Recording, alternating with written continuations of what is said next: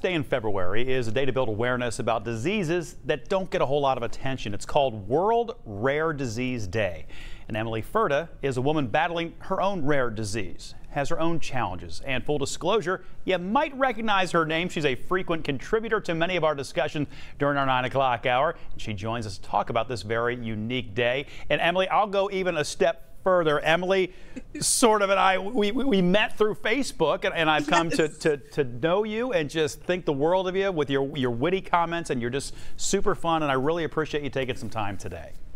Oh, well, thank you for having me. It just means the world to me to be able to get to talk about this. So thank you so much. I really appreciate it. Well, let's talk about, first of all, what are some of the challenges you face, and why does this day mean so much to you? Well, for me, I have two rare illnesses. With Rare Disease Day, they kind of use that interchangeably between rare illness and rare disease. So the first one is, it's called Euler's Danlos syndrome.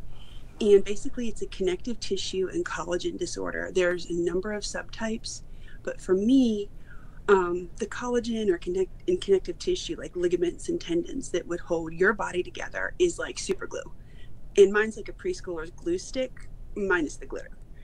So that means I'm going to sprain and dislocate my joints very easily. There'll be, of course, a lot of pain with that. And there's also some other risks in terms of eventually with aortic tears that could happen if someone suspects a heart attack, that type of a thing. But the one that's really at the forefront for me right now is it's a mast cell disorder. Again, there's a number of subtypes, and mine is called mast cell activation syndrome. And basically, mast cells are a part of the immune system. So they're supposed to come in, they're supposed to attack the bad guys, and you get that infection gone. But in my case, it's as if I'm constantly having an allergic reaction. So the way in an otherwise healthy person, you might have a reaction to dust or pollen or even a bee sting.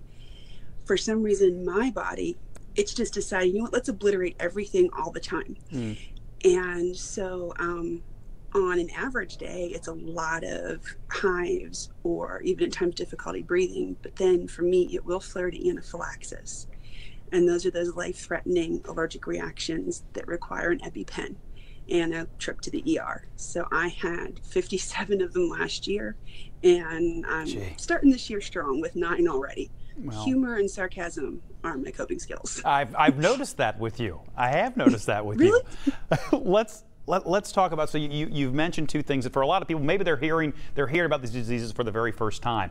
And that's got to be one of the things that's so difficult, I would imagine, for you, is just trying to find other people who have gone through what you're going through and to make people aware of what you're going through, yeah?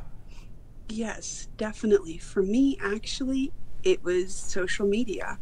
I saw a post on Facebook, and being the nerdy type that I am, I wanted to Google what this was, never thinking I had it.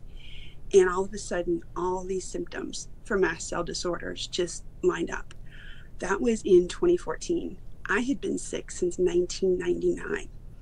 And now when you deal with rare disorders, you're talking a specific rare disorder has only 200,000 people or less who have it. So most it's less. Yet of all rare diseases, 1 in 10 people have a rare disease. So one of the things that's part of my mission, I guess, in life is the power of sharing your story. If someone hadn't shared their story, I wouldn't have heard about it. And so there's that power of connecting together. And so for me, it's also sharing my story then, often through social media. Yes, also through friends as well, and just individuals, and you see that networking happen. Facebook, and I know I come back to that again, it's been a great place to connect with others with rare illnesses. I have never met another person in person who has mast cell disorder, but I have a number of friends who we've met through groups on Facebook, and it starts because of the mast cell disorder, but then it carries over to, hey, my team beat your team this week in baseball, or can you help me with this knitting pattern?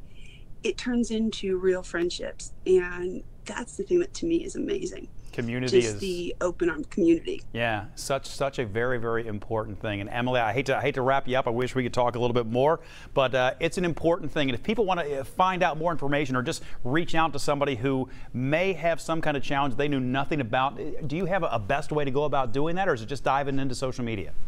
Yes, one of the best places to go.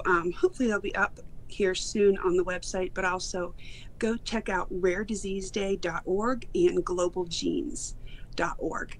And they have listings of all the different diseases.